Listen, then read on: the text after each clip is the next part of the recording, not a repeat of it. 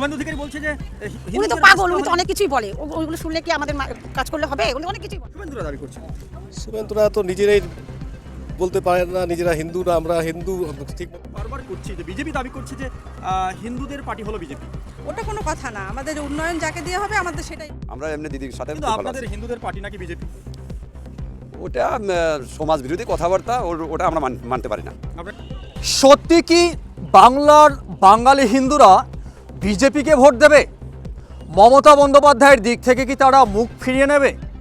কিছু হিন্দুত্ববাদী বা কিছু বিজেপি নেতা তারা দাবি করেন বাংলার মাটিতে হিন্দুরা বিপদগ্রস্ত, বাঁচতে হলে বিজেপিকে ভোট দিতে হবে। সামনে নির্বাচন, এবার কোন কাকে ভোট দেবেন, মোদিকে না দিদিকে? দিদিকে, দিদিকে? দিদি পার্টি করেন? দিদির পার্টি তো আমরা বিজেপিতে ভোট দেবেন না? দিচ্ছি তো দিদিকেই। দিদিকে যাচ্ছে। হ্যাঁ, আপনার নাম? আমার নাম পিওলা চানসরি। ও, সামনে যে নির্বাচন, এবারে আপনারা কাকে ভোট দেবেন, মোদিকে না দিদিকে? আমরা দিদিকে ভোট দিই। দিদি আমাকে কি আর মাত্র কয়েক মাস পর নির্বাচন। এবার আপনারা মোদিকে দিবেন ভোট না দিদিকে? কাকে ভোট দেবেন? কেন, আমরা দিদির লোক, আমরা দিদিকেই দিদির ভোটটা লোক দেবো। আপনারা? হ্যাঁ, কিন্তু বিজেপি বলছে যে হিন্দু মায়েরা আমাদের লোক। না এটা কোনো কথা না। মানে দিদি কখনোই কাউকে হিন্দু মুসলিম বলে পরিচয় দেয় না। উনি কাছে একটাই পরিচয়, সে হচ্ছে মানুষ। আপনারা দিদির সঙ্গে আছেন? হ্যাঁ, আমরা দিদির সঙ্গেই আছি। আপনার নাম? আমার নাম পিঙ্কি সরকার। আপনার নাম বলুন। আমি আমার নাম বিভা সরকার বসা। এবার আপনারা কাকে ভোট দেবেন, মমতাকে না মোদিকে? না, মমতার দিকেই ভোট দিই। মমতার দিকেই যখন নামছি মমতার দিকেই দিচ্ছি। গত সালও দিছি, এইবারও দিব। একটা বিষয়, বিজেপি বা শুভেন্দু অধিকারীরা দাবি করছেন যে হিন্দুরা বিজেপিতে ভোট দেবে। আমি কিছু জানি না, দিদিকে জানি, দিদিকেই ভোট দিচ্ছি। আপনাদের এলাকায় কাজ করেছে মমতা বন্দ্যোপাধ্যায়? না, আমি কাজ করি মানে আমি লক্ষ্মী ভান্ডার পাচ্ছি, তারপরে কৃষক বন্ধু পাচ্ছি, আমার ছেলে মেয়েরা সাইকেল পাইছে। মানে দিদির সঙ্গে আছে? হ্যাঁ। ঠিক আছে, বসুক। চাইছেন? আমাদের মুখ্যমন্ত্রীকেই দেখতে চাই। মমতাকে? হ্যাঁ, মমতাকেই দেখতে চাই। কাজ করেছে? প্রচুর কাজ করেছে আমাদের মহিলাদের, আরও বিশেষ করে কাজ করেছে। যেমন ছোট বাচ্চা জন্ম থেকে মৃত্যু পর্যন্ত 64টা প্রকল্প দিয়েছে। কিন্তু দিদি এখানে একটা বিষয়, বিজেপি দাবি করছে যে ওই পার্টিটা নাকি হিন্দুদের পার্টি, আপনাদের ওখানেই ভোট দেওয়া দরকার। না না, এটা কোনো হচ্ছে গিয়ে মানে ভুল বুঝিয়েছে আদার্স লোককে। কিন্তু আমার হিসাবে দেখা যাচ্ছে আমাদের হিন্দুদের যত রকম প্রকল্প দিয়েছে, বিশেষ করে আমরা মহিলারাই সব প্রকল্প পাচ্ছি। কোনো বিজেপি পার্টিরা কোনো প্রকল্প দিচ্ছে না। আপনার নাম? আমার নাম ললিতা বিশ্বাস। দিদি আপনার নাম? তাপসী মণ্ডল। সামনেই তো নির্বাচন, এবারে কি সিদ্ধান্ত নিচ্ছেন আপনারা, কার সঙ্গে থাকবেন, মোদির সঙ্গে না দিদির সঙ্গে? দিদির সঙ্গে আছি, দিদির সঙ্গেই থাকবো।